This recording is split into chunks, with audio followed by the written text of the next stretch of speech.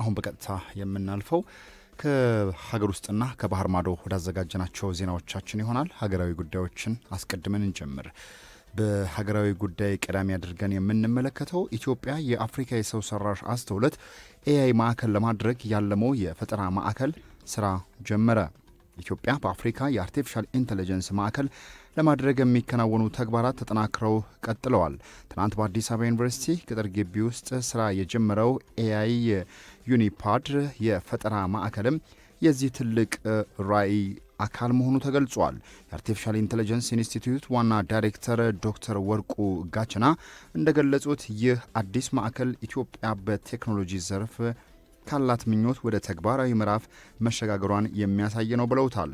ማዕከሉ በተለይም አዳዲስ የፈጠራ ሀሳብ ላላቸው ዩኒቨርሲቲ ተማሪዎች፣ በፍጥነት ማደግ ለሚፈልጉ አዳዲስ ቴክኖሎጂዎች ፈጣሪዎች፣ ስታርታፕና ለተማሪዎች ትልቅ እድል ይዞ መጥቷልም ተብሏል።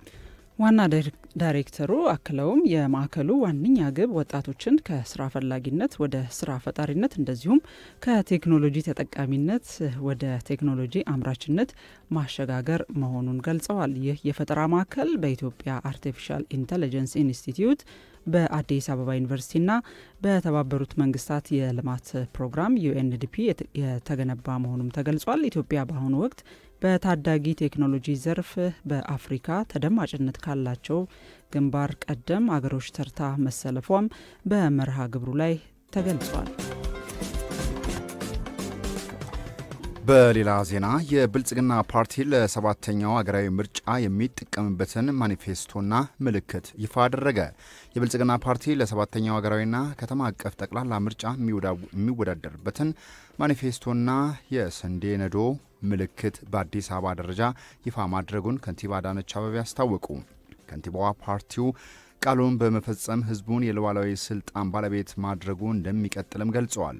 ምርጫ የህዝብ ሉዓላዊነት የሚገለጽበትና ህዝብ በድምፁ መንግስት የሚመሰርትበት መሰረታዊ ዲሞክራሲያዊ ግንባታ ሂደት መሆኑን የገለጹት ከንቲባ አዳነች አቤቤ በስድስተኛው ሀገራዊ ምርጫ ወቅት ለህዝብ የተገባው ቃል በብቃትና በውጤት መፈጸሙንም ተናግረዋል። ከንቲባው አክለውም በሰባተኛው ዙር ለህዝቡ የሚገባው ቃል ከተመረጠ በኋላ ያለምንም መሸራረፍና ለሁለንተናዊ ብልጽግና የሚውል መሆኑን ተናግረዋል። የፓርቲው ማኒፌስቶ ትላንትን ማከሚያ፣ ዛሬን በአግባቡ መጠቀሚያና ነገን መተለሚያ እንደሆነ የጠቀሱት ከንቲባዋ ኢትዮጵያን ወደ ተምሳሌት አገር ለማሻገር መመሪያ መሆኑንም አስረድተዋል። የምርጫ ምልክት የሆነው የስንዴ ነዶም የመደመር፣ የአንድነት፣ የተባብሮ መስራት፣ የምርታማነት፣ የልዕልናና የሉዓላዊነት መገለጫ መሆኑንም አብራርተዋል። በመጨረሻም ብልጽግና ቃሉን እንደሚጠብቅና እንደሚፈጽም በመግለጽ ህዝቡ ብልጽግናን በመምረጥ ኢትዮጵያን ወደ ተምሳሌት አገር እንዲያሻግር ጥሪያቸውን አስተላልፈዋል። ሀገራዊ ጉዳዮችን አጠናቀን አሁን ደግሞ ከውጭ ወዳገኘናቸው ዜናዎቻችን ስናልፍ ኬንያን ነው የምናገኘው። ይቅርታ። በኬንያ ዋናው የዓለም አቀፍ አውሮፕላን ማረፊያ በደረሰ የሥራ ማቆም አድማ ምክንያት በረራዎች መስተጓጎላቸው ተሰማ። በናይሮቢ የሚገኘው ጆሞ ኬንያታ ዓለም አቀፍ አውሮፕላን ማረፊያ በአሁኑ ወቅት ተጓዦች እስከ 4 ሰዓት የሚደርስ መዘግየት እየገጠማቸው መሆኑ ተነግሯል። የኬንያ አየር መንገድ እንዳስታወቀው በበረራ መቆጣጠሪያ ክፍል ውስጥ ባጋጠመ የአሰራር መዘግየት ምክንያት ወደ ሀገር ውስጥ የሚገቡና የሚወጡ በረራዎች ተጽዕኖ አርፎባቸዋል ተብለዋል። አየር መንገዱ ለተጓዦች ይቅርታ የጠየቀ ሲሆን ተጓዦች የበረራ ሰዓት ለውጥ ሊኖር እንደሚችል ታውቀው በትዕግስት እንዲጠብቁም አሳስበዋል። የኬንያ አቪዬሽን ሰራተኞች ማህበር የስራ ማቆም አድማውን የጀመረው በደሞዝ ጭማሪና በስራ ሁኔታዎች መሻሻል ዙሪያ ከሚመለከታቸው አካላት ጋር መስማማት ባለመቻሉ እንደሆነ ገልጿል። የማህበሩ ዋና ጸሐፊ ሞስ ንዴማ እንደተናገሩት የስራ ማቆም አድማው ከ12 ሰዓት ከጠዋቱ ጀምሮ ተግባራዊ መደረግ የጀመረ ሲሆን በዚህም ምክንያት በርካታ አውሮፕላኖች ከማረፊያቸው መነሳት እንዳልቻሉ ታውቋል። የኬንያ አውሮፕላን ማረፊያዎች ባለስልጣን በበኩሉ ችግሩን ለመቅረፍ ድንገተኛ እቅዶችን ተግባራዊ እያደረገ መሆኑን ገልጾ ተጓዦች ወደ አውሮፕላን ማረፊያ ከመምጣታቸው በፊት የአየር መንገዶቻቸውን ወቅታዊ መረጃ እንዲከታተሉ መክሯል። ዘገባው የቢቢሲ ነው። በመጨረሻም ዩናይትድ ስቴትስ በኢራቅ አቅራቢያ የጦር መርከቦችንና ተዋጊ ጀቶችን እያከማቸች መሆኑ ተሰማ። ቢቢሲ የሳተላይት ምስሎችን በመጠቀም ባደረገው ማረጋገጫ የአሜሪካዋ ግዙፍ የአውሮፕላን ተሸካሚ መርከብ ዩኤስኤስ አብርሃም ሊንከን በኢራን አቅራቢያ መገኘቷን አረጋግጫለሁ ብለዋል።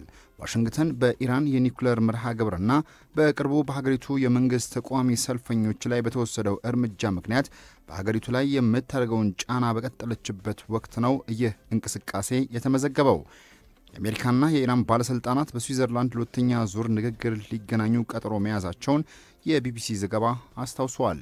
ኢራን ውይይቱ በኒውክሌር በመርሃ ግብር ላይና በአሜሪካ የተጣሉባትን ኢኮኖሚያዊ ማዕቀቦች ለማንሳት በሚቻልበት ሁኔታ ላይ ያተኩራል ስትል ዋሽንግተን በበኩሏ ሌሎች ጉዳዮችንም ለማንሳት ፍላጎት እንዳላት ቀደም ብላ ስትገልጽ መቆየቷ ተነግሯል። በመስከረም ወር ላይ ወደ ቀጠናው ጦር መላኳ የተነገረላት አብርሃም ሊንከን በአሁኑ ወቅትም ከኢራን የባህር ዳርቻ 700 ኪሎ ሜትር ርቀት ላይ በኦማን ባህር አቅራቢያ ትገኛለች ተብሏል። መርከቧ 90 የሚደርሱ የጦር አውሮፕላኖችን ጨምሮ 5680 የሚጠጉ ሰራተኞችን የመያዝ አቅም አላት ተብሏል። ባለፉት ሳምንታት ውስጥ የአሜሪካ የመርከቦች የውጊያ ጀልባዎችና ተዋጊ ጀቶች በቀጠናው ከፍተኛ ሁኔታ እየታዩ እንደሆነም ቢቢሲ በዘገባው ላይ ጠቁመዋል። የሰዓት በአጋርነት እየሰሩ የሚገኙ አካላት አሉ። እነሱን እናመሰግናለን። አንደኛው አጋራችን እናት ባንክ ነው። እናት ባንክ በሁሉም የሀገሪቱ አካባቢዎች ላይ ቅርንጫፎቹን እያሰፋ ዘመናዊና ቀልጣፋ አገልግሎቱን በመስጠት ላይ ይገኛል። በየጊዜውም አዳዲስ የቴክኖሎጂና የአሰራር ስርዓቶችን በመዘርጋት ደንበኞቹን እርካታ እንዲያገኙ እየሰራ ነው የሚገኘው። በቅርቡም እናት መላ ወይም ዩኒካሽ የተሰኘ የክፍያ ስርዓትን ይፋ አድርጓል። በዚህ የክፍያ ስርዓት የትምህርት ቤት ክፍያን በቀላሉ ማከናወን ይቻላል። በርካታ ትምህርት ቤቶችም በዚህ ስርዓት ተጠቃሚ መሆን እንደቻሉ እናት ባንክ እየገለጸ ሌሎቻችሁም እንድትጠቀሙ ይጋብዛል። የእናት መላ የክፍያ ስርዓት የትምህርት ቤት ክፍያን ብቻ ሳይሆን የመጽሐፍ ግዢና የጉዞን የአውሮፕላን በረራን ጨምሮ የጉዞ ክፍያን ማከናወን በቀላሉ የሚያስችል ነው። የዚህ ሰዓት አጋራችን ነው እናት ባንክ። ሌላኛው የዚህ ሰዓት አጋራችን ሆኖ አብሮን እየሰራ የሚገኘው ራይድ ነው። በ8294 ፈጣን የትራንስፖርት አማራጭን የሚያገኙበት አስተማማኝ ደህንነቱ የተረጋገጠ አገልግሎትን በመስጠት ላይ ይገኛል። በእጅ ስልኩ ላይ የራይድን አፕሊኬሽን በማውረድ ባሉበት ቦታ ሆነው ከወዳጅ ዘመዶ ጋር ወደ አሻው ቦታ መንቀሳቀስ ቢያስፈልጎ ራይድ ፈጣን ምላሽ ይሰጡታል። ላሉበት ሁሉ እንቅስቃሴ ቢያስፈልጉና ወደሚፈልጉበት አካባቢ መጓዝ ቢፈልጉ በ8294 ብቻ ሄሎ ይበሉ። ፈጣን የትራንስፖርት አማራጭን ከራይድ ያገኛሉ እያላችሁ ይገኛል። ራይድን ከልብ አድርገን እናመሰግናለን። 8294 ራይድ። እናት ባንክና ራይድ አጋሮቻችን ናቸው።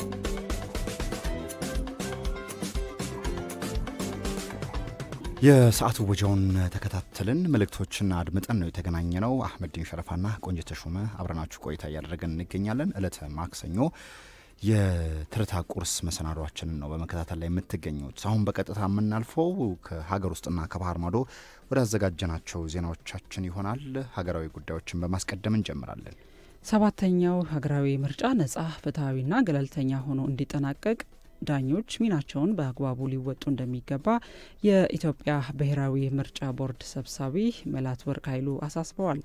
ሰብሳቢዋ ጥሪውን ያቀረቡት ምርጫ ቦርድ ከፌዴራል ጠቅላይ ፍርድ ቤት ጋር በመተባበር ለፌዴራልና ለክልል ዳኞች የተዘጋጀውን የግንዛቤ ማስጨበጫ ስልጠና በትላንትናው ዕለት በከፈቱበት ወቅት ነው። የምርጫ ቦርድ ሰብሳቢዋ መላትወርቅ ኃይሉ በንግግራቸው ቦርዱ 7ኛውን ጠቅላላ ምርጫ ለማካሄድ አስፈላጊውን ቅድመ ዝግጅት እያደረገ እንደሚገኝም ገልጸዋል። ምርጫው በሕግ ድንጋጌዎች መሰረት እንዲከናወን በቅሬታ አቅራቢና በቅሬታ ፈቺ አካላት መካከል ወጥ የሆነ ግንዛቤ መኖሩ ወሳኝ መሆኑን አጽንኦት ሰጥተዋል። በተመሳሳይ መድረክ የተገኙት የፌዴራል ጠቅላይ ፍርድ ቤት ፕሬዝዳንት አቶ ቴዎድሮስ ምህረት በበኩላቸው ምርጫ ዜጎች የሚመሯቸውን አካል የሚመርጡበት ታላቅ ሀገራዊ ሂደት መሆኑን ጠቅሰው ለሂደቱ ስኬታማነት የዳኞች ብቃትና ታማኝነት አስፈላጊ መሆኑን አስታውቀዋል። ፍርድ ቤቶችም በምርጫ ወቅት ለሚነሱ ቅሬታዎች በሕግ ላይ የተመሰረተ አፋጣኝ ምላሽ ለመስጠት በትኩረት እንደሚሰሩ አረጋግጠዋል። ይህ ለ3 ተከታታይ ቀናት የሚቆየው ስልጠና በአዲስ አበባ ዩኒቨርሲቲ ምሁራን፣ በምርጫ ቦርድ ባለሙያዎችና በሰበር ሰሚ ዳኞች የሚሰጥ ሲሆን በ3 ዙር 150 የፌዴራልና የክልል ዳኞች ይሳተፋሉ ተብሏል። በአዲሱ ስርዓተ ትምህርት መሰረት ለአይነ ስውራን ተማሪዎች የተዘጋጁ የሁለተኛ ደረጃ የብሬል መማሪያ መጽሐፍት ወደ ሁሉም የሀገሪቱ አካባቢዎች መጓጓዝ መጀመራቸው ተነግሯል። የትምህርት ሚኒስቴር የመጽሐፍቱ ስርጭት የትምህርት ፍትሐዊነትን ለማረጋገጥ ትልቅ ፋይዳ አለው ብሏል። የአጠቃላይ ትምህርት ልማት ዘርፍ ሚኒስቴር ዴኤታ ወይዘሮ አየለች እሸቴ የመጽሐፉን ስርጭት ሂደት ጎበኙበት ወቅት እንደገለጹት ከሆነ መንግስት የትምህርት ጥራትንና ተደራሽነትን ለማረጋገጥ እያከናወነ ያለው የሪፎርም ስራ ለአይነ ስውራን ተማሪዎች ልዩ ትኩረት ተሰጥቷል ብለዋል። ሚኒስትር ዴኤታዋ አክለውም ሁሉም ዜጎች እኩል የትምህርት ዕድል የማግኘት መብት አላቸው፣ እነዚህ የብሬል መጻሕፍትም አይነ ስውራን ተማሪዎች ከሌሎች ጓደኞቻቸው ጋር እኩል በእውቀትና በክህሎት እንዲበቁ ያስችላቸዋል ብለዋል። በአሁኑ ወቅት በ6 የትምህርት አይነቶች ተዘጋጅተው ስርጭት የጀመሩት እነዚህ መጽሐፍት ከሰኞ ጀምሮ ከማዕከል ወደ ሁሉም ክልሎችና ከተማ አስተዳደሮች እየተጓጓዙ ይገኛሉም ብለዋል። ከዚህ ጋር ተያይዞ የቅድመ አንደኛና የአንደኛ ደረጃ ትምህርት መጽሐፍትን ለተማሪዎች አንድ ለአንድ ለማድረስ ከ23.9 ሚሊዮን በላይ መጽሐፍት ታትመው በስርጭት ላይ መሆናቸው ሚኒስትሩ አስታውቀዋል። ሀገራዊ ጉዳዮቻችንን አጠናቀቅን። ከውጭ ወዳገኘናቸው ዜናዎች ስናልፍ ቻይና ከስዋቲኒ በስተቀር ለሁሉም የአፍሪካ ሀገራት የምታስከፍለውን የንግድ ቀረጥ ሙሉ በሙሉ ልታነሳ መሆኑን የሀገሪቱ ፕሬዝዳንት ሺጂፒንግ አስታውቀዋል። የቻይናው ፕሬዝዳንት ሺጂፒንግ ሰሞኑን በሀገሪቱ የመንግሥት መገናኛ ብዙሃን በኩል ባስተላለፉት መልእክት ቤጂንግ ከአፍሪካ ሀገራት ወደ ቻይና ለሚገቡ ምርቶች የምታስከፍለውን የጉምሩክ ቀረጥ ሙሉ በሙሉ እንደምትሰርዝ አስታውቀዋል። ፕሬዝዳንቱ ይህንን ይፋ ያደረጉት የአፍሪካ መሪዎች ለዓመታዊ የአፍሪካ ህብረት ጉባኤ በኢትዮጵያ አዲስ አበባ በተሰበሰቡበት ወቅት ነው። ሺጂፒንግ በንግግራቸው ይህ የቀረጥ ነፃ ዕድል ለአፍሪካ ልማት አዳዲስ ዕድሎች እንደሚፈጥር ጥርጥር የለውም ብለዋል። ቻይና ከዚህ ቀደም ለ33 የአፍሪካ ሀገሮች ተግባራዊ ስታደርግ የነበረውን ከቀረጥ ነጻ የመገበያየት እድል አሁን ላይ ከታይዋን ጋር ዲፕሎማሲያዊ ግንኙነት ካላት ኤስዋቲኒ በስተቀር ለሁሉም የ53 አፍሪካ ሀገሮች ከግንቦት 1 ቀን ጀምሮ ተግባራዊ ይሆናል ተብሏል። ይህ ውሳኔ የተሰማው የአሜሪካው ፕሬዚዳንት ዶናልድ ትራምፕ ባለፈው ዓመት በዓለም አቀፍ የንግድ ልውውጥ ላይ ከፍተኛ ቀረጥ መጣላቸውን ተከትሎ በርካታ የአፍሪካ ሀገሮች አማራጭ የንግድ አጋሮችን እየፈለጉ ባሉበት ወቅት ነው ተብሏል። ቻይና በአሁኑ ወቅት የአፍሪካ ትልቁ የንግድ አጋር ስትሆን በተለይም ደግሞ በቤልት ኤንድ ሮድ አማካኝነት በአህጉሪቱ ለሚከናወኑ ግዙፍ የመሰረተ ልማት ግንባታዎች ዋና ደጋፊ መሆኗ ይታወቃል ሲል የዘገበው ሲጂቲኤን ነው። አድማጮች ዜናዎቻችን ይቀጥላል። በመጨረሻም የፈረንሳዩ ፕሬዚዳንት ኢማኑኤል ማክሮን በሰው ሰራሽ አስተውሎትና በመከላከያ ስምምነቶች ጉዳይ ላይ ለመምከር ለ3 ቀናት ይፋዊ ጉብኝት ህንድ መግባታቸው ተሰምቷል። ጉብኝቱ የህንድን የጦር አቅም የሚያጠናክረውና በቢሊዮን የሚቆጠር ዶላር የሚያወጣውን የራፋል ተዋጊ ጄቶች ግዢ ስምምነትን ያካትታል መባሉም ተሰምቷል። የዚህ ጉብኝት የኢማኑኤል ማክሮን ጉብኝት ዋነኛ ትኩረት በቢሊዮን የሚቆጠር ዶላር የሚያወጣውን የራፋል ተዋጊ ጀቶችን ግዢ ስምምነት ለማድረግ እንደሆነም ነው የተገለጸው። ህንድ ከሩሲያ ጋር ያላትን ወታደራዊ ጥገኝነት ለመቀነስ በምታደርገው ጥረት 114 ተጨማሪ የፈረንሳይ ተዋጊ ጄቶችን ለመግዛት ፍላጎት እንዳላት ታውቋል። የህንድ መከላከያ ሚኒስቴር ባለፈው ሳምንት ባወጣው መግለጫው ላይ አብዛኞቹ ተዋጊ ጄቶች በራሷ በህንድ ውስጥ እንዲመረቱ በሚል መርህ የግዢው ሂደት መፈቀዱን አረጋግጧል። የፈረንሳይ ወገን ይህንን ስምምነት የክፍለ ዘመኑ ውልና በሁለቱ ሀገራት መካከል ያለውን ታሪካዊ ግንኙነት የሚያጠናክር እንደሆነም ተገልጿል። ፕሬዚዳንት ኢማኑኤል ማክሮን በቆይታቸው ረቡዕና ሐሙስ በኒው ዴሊ በሚካሄደው የሰው ሰራሽ አስተውሎት ኤአይ ጉባኤ ላይ እንደሚሳተፉም ይጠበቃል። የጉብኝት ህንድና የአውሮፓ ህብረት ባለፈው ወር ጥር ወር ላይ ታሪካዊ ነፃ የንግድ ስምምነት መፈረማቸውን ተከትሎ የመጣ እንደሆነ ነው ቢቢሲ በዘገባው ያሰፈረው። አድማጮች የማለዳው የተረታ ቁርስ ስርጭታችን አሁንም እንደቀጠለ ይገኛል። በሀገራዊና ዓለም አቀፋዊ ጉዳዮቻችን ነበር ከኛ ጋር ቆይታ ያደረጋችሁት። እስከ 2 ሰዓት ከ30 የሚዘልቀው መሰናዷችን አሁንም በተለያዩ ጉዳዮች ከእናንተ ጋር ቆይታ እያደረገን እንገኛለን። አህመዲን ሸርፋና ቆንጂት ተሾመ በመስተንግዶ አብረናችኋለን። ኢዩኤል አሰፋ በቴክኒክ ቁጥጥሩ ከኛ ጋር ይዘልቃል። የዚህ ሰዓት አጋር ሆኖ አብሮን እየሰራ የሚገኘው በ8294 ራይድ ፈጣን የትራንስፖርት አማራጭ በማቅረብ የሚታወቀው በእጅ ስልኮቻችሁ ላይ የራይድን አፕሊኬሽን አውርዳችሁ ለፈጣን የትራንስፖርት አማራጭ ቀዳሚ ምርጫችሁ አድርጉ እያላችሁ ይገኛል። መልእክት ሰምተን ስንመለስ ስፖርታዊ ጉዳዮች እንመለከታለን።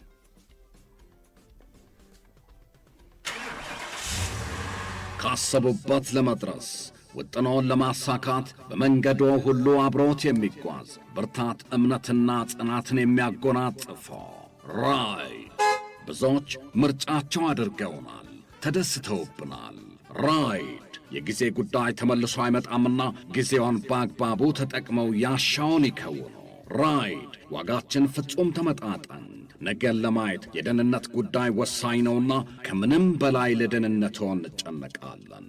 ራይድ ፈጣን ኑሮን አቅላይ ልዩ የዘመናችን ግኝት። ወደ 8294 አሁኑኑ ይደውሉ። ጎግል ፕሌይ ላይ በመግባት ራይድ ፓሴንጀር ኢቲ ብለው አፕሊኬሽኑን በስልኮ ላይ ይጫኑ። ሁሌም ከጎን ሆነን 8294 ራይድ ፈጣን አማራጭ ራይድ።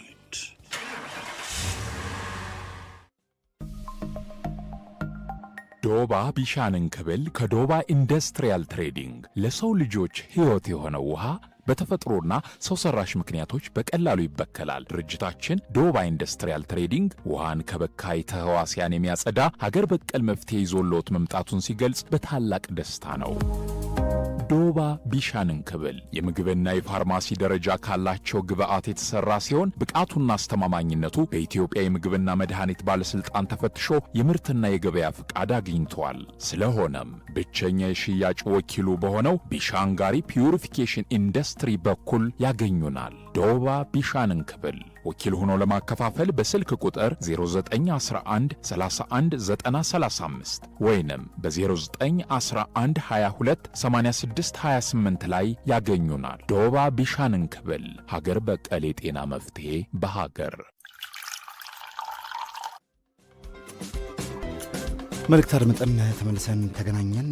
አሁን የምናልፈው በተለይ ከዚህ ሳምንት ጋር ተያይዞ አነጋጋሪ የሆኑ አንዳንድ ያልተጠበቁ ውጤቶችን በስፖርቱ እንሰማለን። ሀገራዊና ዓለም አቀፋዊ የሆኑ አንደኛው መቼም የክለብህ የባርሴሎና ሽንፈት መሆን አለበት። በጣም ያልተጠበቀ እሱን ጨምሮ ወደ ኋላ ላይ ሌሎች መረጃዎችን እናካፍላለን። አድማጮቻችን አስቀድመን የኢትዮጵያውያን ድል ያደረጉበትን የሩጫ መረጃ እናካፍላችሁ። በሳምንቱ መጨረሻ ላይ የተለያዩ የጎዳና ላይ የሩጫ ውድድሮች ተከናውነዋል። ሀጎስ ገብረ ሕይወት አሸናፊ የሆነበት የባርሴሎና ግማሽ ማራቶን ተጠቃሽ ነው። በባርሴሎና ግማሽ ማራቶን እሁድ ዕለት ሀጎስ ርቀቱን 58 ደቂቃ ከ5 ሰከንድ በማጠናቀቅ ድል አድርጓል። በሴቶች እንደዚሁ አትሌት ዲኒያ ከድር 1 ሰዓት ከ6 ደቂቃ ከ28 ማይክሮ ሰከንድ በመግባት ሶስተኛ ደረጃን ይዛ ያጠናቀቀችበት ውጤትም በዚያው በባርሴሎና ግማሽ ማራቶን ላይ ተመዝግቧል። ናይጄሪያ ባስተናገደችው የሌጎስ ከተማ ላይ በተካሄደው የአክሰስ ባንክ ሌጎስ ማራቶን ኢትዮጵያዊቷ አትሌት መሰረት ድንቄ ርቀቱን በቀዳሚነት በመግባት $50,000 ተሸላሚ ሆናለች። ሌላኛዋ ኢትዮጵያዊት አትሌት ዘውዳለም ጌታው 2 ሰዓት ከ38 ደቂቃ በመግባት ሶስተኛ ደረጃን ይዛ ያጠናቀቀችበት ውጤት እንደዚሁ ተጠቃሽ ነው። በተባበሩት አረብ ኤምሬትስ ለ19ኛ ጊዜ የተካሄደው የራስ አልካማ ግማሽ ማራቶን ውድድርም አለ።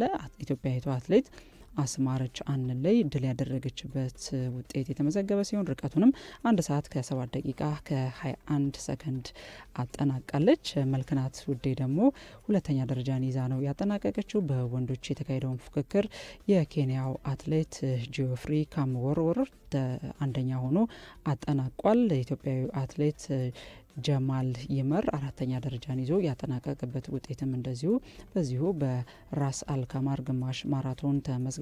ወደ ውጭ ዜናዎቻችን ስናልፍ ባርሴሎና በጂሮና የተሸነፈበት ውጤት ትላንት ምሽት በላሊጋው ተመዝግቧል። 2-1 የሆነ ሽንፈት ነው የደረሰበት። ይህም እንግዲህ ከተከታዩ ከሪያል ማድሪድ በ2 ነጥብ አንሶ ሁለተኛ ደረጃን በላሊጋው እንዲይዝ አድርገቷል። በአመቱም 4ተኛ ሽንፈቱን ያስተናገደበት ውጤት ሆኖ ተመዝግቧል።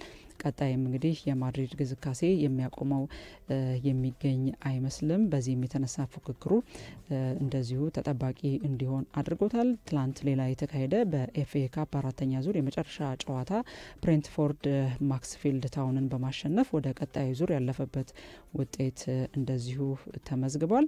ሌሎች ጨዋታዎችን ስንመለከት በኤፍኤ ካፕ 5ተኛ ዙር ኒውካስል ከማንቸስተር ሲቲ የሚያደርጉት ጨዋታ እንደዚሁ የሚጠበቅ ሆኗል። 5ተኛ ዙር የኤፍኤ ካፕ ድልድል ይፋ የሆነ ሲሆን በድልድሉ ኒውካስል በሜዳው ሴንት ጄምስ ፓርክ ማንቸስተር ሲቲን የሚያስተናግድበት ጨዋታ እንደዚሁ ተጠባቂ አድርጎታል። ሁለቱ ክለቦች በካራባኦ ካፕ ግማሽ ፍጻሜ ላይ ተገናኝተው ማንቸስተር ሲቲ በደርሶ መልስ 5-1 ያሸነፈበት ውጤት እንደዚሁ የተመዘገበ መሆኑ ይታወሳል። በሌሎች መረጃዎች ከዚሁ ከ5ተኛ ዙር የኤፍኤ ካፕ ድልድል ጋር በተያያዘ አርሰናል ከሜዳው ውጪ ማንስፊልድ ታውንን የሚገጥምበት ድልድልም ይፋ ሆኗል። ወልቭስ ከሊቨርፑል የሚያደርጉት ጨዋታ ግምት ተሰጥቶታል። ቼልሲ ከቻምፒየንስ ሊግ ተወዳዳሪው ሬክሳምን የሚገጥም መሆኑም እንደዚሁ ታውቋል። ፉልሃም ከሳውዝ ሃምፕተን ይገጥማል። ሊድስ ዩናይትድ ከኖርዊች ሲቲ እንደዚሁም ዌስትሃም ከማክስፊልድ ብሬንትፎርድ የ5ተኛ ዙር የኤፍኤ ካፕ ተጠባቂ ጨዋታዎች መሆናቸው ታውቋል። እንግዲህ ወደ ሌላው መረጃ ስናልፍ በአውሮፓ ቻምፒየንስ ሊግ በሊግ ምዕራፍ ውድድራቸውን ከ9 እስከ 24ተኛ ደረጃ ያጠናቀቁ ክለቦች የጥሎ ማለፍ ጨዋታቸውን ዛሬ የሚጀምሩ መሆናቸው ታውቋል። እንግዲህ ከ1 እስከ 8 ደረጃን ይዘው በቻምፒየንስ ሊጉ ያጠናቀቁ ክለቦች በቀጥታ ወደ ጥሎ ማለፉ መቀላቀላቸው ይታወሳል። ከ9 እስከ 24 ያለውን ደግሞ የያዙት ክለቦች ዛሬ በሚያደርጉት ጨዋታ በውድድሮቻቸውን ይጀምራሉ። ዛሬ 4 ጨዋታዎች ሲከናወኑ ቤኔፊካ ከሪያል ማድሪድ የሚያደርጉት የ5 ሰዓት ጨዋታ ተጠባቂ ነው። ሌላው እንግዲህ ዳግም እነዚህ ክለቦች የተገናኙበት ውድድር ከመሆኑ ጋር ተያይዞ ከፍተኛ ግምት ተሰጥቶታል። ሌላኛው እንግዲህ ፍልሚያ በሪያል ማድሪድ የሚያደርገው ነው። ከሪያል ማድሪድ ጨዋታውን ኪሊያን ምባፔን መልሶ ወደ ቡድኑ የቀላቀለበት በመሆኑ ይህንን ውድድር እንግዲህ ተጠባቂ አድርጎታል። በዚህ ጨዋታ ላይም እንግዲህ ድል ያደርጋል ተብሎ ነው የሚጠበቀው። ሪያል ማድሪድ ከቤኔፊካ የሚያደርገው ጨዋታ በ5 ሰዓት ላይ ይከናወናል። ሌላች መረጃዎቻችንን ስናቀርብ ማይክ ታይሰን የቀድሞው የከባድ ሚዛን ቦክስ ሻምፒዮን የቀጣይ የውድድር መድረኩን ኮንጎ ዲሞክራቲክ ሪፐብሊክ ኮንጎ ከወቅቱ ምርጥ ቡጢኛ ፍሎይድ ሜይዌዘር ጋራ እንደሚያደርግ ታውቋል። ሁለቱ የቦክሱ ዓለም ኮከቦች በዚህ ዓመት ለመዝናኛ ግጥሚያ የሚደረግ ውድድርን ለማከናወን ተስማምተዋል። ይህ መድረክም አፍሪካ ላይ እንዲሆን ተመርጧል። ይህ ምርጫም የራሱ የማይክ ታይሰን እንደሆነ ታውቋል። ዲሞክራቲክ ሪፐብሊክ ኮንጎ እንደዚሁ ከዚህ በፊት መሐመድ አሊን ታላቁን ቦክሰኛ የውድድር መድረክ ያስተናገደችበት ታሪኳ ይታወሳል። በቅርቡም የመሐመድ አሊን ቦክስ ግጥሚያ ያደረገበትን ቦታም ማይክ ታይሰን ወደ ኮንጎ ሄዶ የጎበኘ ሲሆን አፍሪካዊነቴን አረሳሁም፣ የዘር ሀረጌ ከአፍሪካ ይመዘዛል፣ አፍሪካዊ ነኝ ሲል ተናግሯል። ወደ ኮንጎ ዲሞክራቲክ ሪፐብሊክ ኮንጎ በማምራትም ለሀገሪቱ ወጣቶች የቦክስ ስፖርት የበኩሉን አስተዋጽኦ እንደሚያደርግ ተናግሯል። የሁለቱ ቡጢኞች ማይክ ታይሰንና ፍሎይድ ሜይዌዘር ኤፕሪል 25 ላይ ውድድራቸውን እንደሚያደርጉ ነው። እንግዲህ ይህ ቀን ሊቀየር የሚችል ግን በጊዜያዊነት የተመረጠ እንደሆነ ነው የተገለጸው። የጣሊያንና ስዊዝ ዜግነት ያላቸው የፊፋው ፕሬዚዳንት ጂያኒ ኢንፋንቲኖ የቤይሩት ዜግነት ማግኘታቸው ይፋ ሆኗል። እንግዲህ 3 ዜግነት ያላቸው የእግር ኳሱ ቁንጮ ሆነዋል። እንግዲህ ከኢንፋንቲኖ የቤይሩት ዜግነት ያላት ሚስት አላቸው። ስለዚህ በሀገሪቱ ሕግ መሰረት ምንም እንኳን አንዲት ሴት የውጭ ሀገር ዜጋን ብታገባም ዜግነት በቀጥታ ሊያገኝ አይችልም ባልየው። ነገር ግን ፕሬዚዳንቱ ባላቸው አስተዋጽኦ ወይም ተጽዕኖ ፈጣሪነት የሀገሪቱ ፕሬዚዳንት በቀጥታ የሀገሪቱን ዜግነት ሊሰጧቸው ችለዋል። በዚህም በጣም ደስተኛ መሆናቸውን ተናግረዋል። ትላንትና ነው የቤይሩት ፓስፖርትን የተቀበሉት። በሊባኖስ ሕግ ቀደም ሲል አንዲት ሴት እንደገለጽኩትኝ የውጭ ዜግነት ያለው ባል ብታገባ ባሏና ልጆቿ ዜግነት እንዲሰጣቸው የሀገሪቱ ሕግ አይፈቅድም። ኢንፋንቲኖን በተመለከተ ግን በቀጥታ ከፕሬዚዳንቱ መልካም ፍቃድ በመገኘቱ ነው ዜግነት ያገኙት። በአንጻሩ ግን አንድ የሊባኖስ የቤይሩት ወንድ የውጭ ዜግነት ያላትን ሴትን ቢያገባ ወዲያውኑ ልጆቹ የቤይሩት ዜግነት ያገኛሉ። ትንሽ ቆይቶ ደግሞ ባለቤቱ ሚስቱ የቤይሩት ዜግነቱን የምታገኝበት ህግ ነው ያለው። ኢንፋንቲኖ የቤይሩት ዜግነትን በማግኘታቸው እጅግ እንደተደሰቱ ገልጸው በልዩ ሁኔታ እንግዲህ ይህንን ዜግነት ያገኙበትን የሰማያዊውን የሀገሪቱን ፓስፖርት ያገኙበትን አጋጣሚ በደስታ ሲያከብሩ ምስላቸው እየተንሸራሸረ ይገኛል። አህመዲን መልካም የተከበራችሁ አድማጮቻችን አጫጭር ስፖርታዊ መረጃዎቻችን ይህንን ይመስሉ ነበረ። እንደ ዓለም አቀፍ ከሚያነጋግሩና ዛሬ ከሚጠበቁ ጉዳዮች መካከል አንዱን እንጠቅስላችኋለን። ከመሸጋገሪያው በኋላ እንመለሳለን።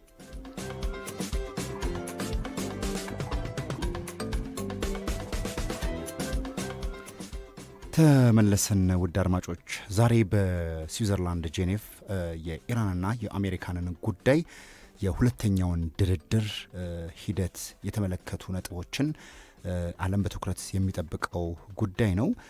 ምክንያቱም ኢራንና አሜሪካ በተለይ ባለፈው በኢራን የተቀሰቀሰውን የሀገር ውስጥ ነውጥ በተመለከተ በዛ ላይ የሚካሄዱ አላስፈላጊ ድርጊቶችና የሰብአዊ መብት ጥሰቶችን አሜሪካ በቀጥታ በጉዳዩ ላይ እንደምትገባበት ሲነገር ቆይተዋል።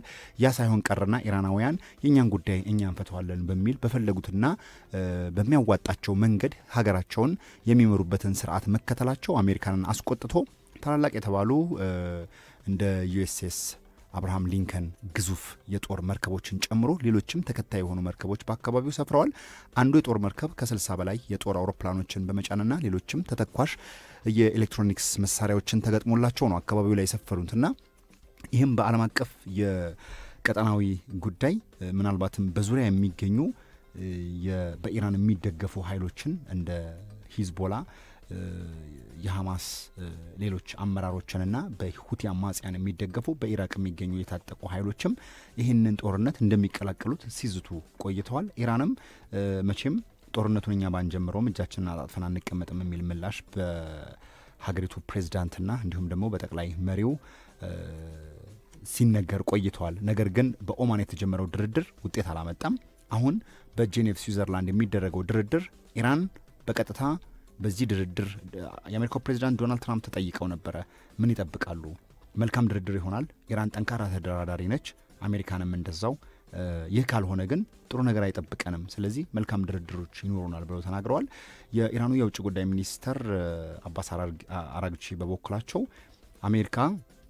ከአሜሪካን ጋር በምናደርገው ድርድር መልካም ነገሮች እንጠብቃለን፣ ኢኮኖሚያዊ ጉዳዮችም ይነሳሉ። ትልልቅ የቦይንግ አውሮፕላኖችንና ሌሎች መሰረተ ልማቶችን ጫናው ይነሳልን። ጫናው ከተነሳልን እኛ ከአሜሪካን ጋር የማንደራደርበት ምክንያት የለንም።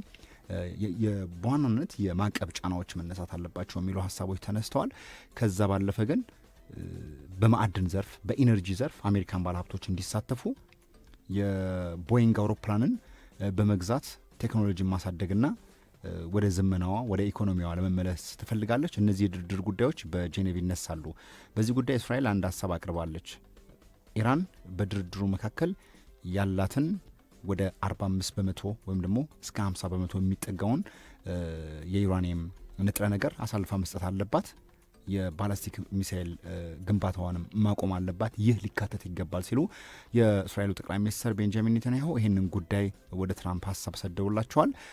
ጄኔቭ ምን አይነት ውጤት ያሰማናል የሚለው ጉዳይ አሁን ሁለቱ ሀገራት ጦርነት ለማንም እንደማይበጅ ከጀርባቸው ያሉ ሀገራዊ ጥያቄዎችም ይህንን የሚያመላክቱ ስላልሆነ በጄኔቭ ያለው ውጤት በመልካም ይጠናቀቃል ተብሎ የመጣውን ሶስተኛው የዓለም ጦርነትን ስጋትም ያስቀራል ተብሎ ይጠበቃል።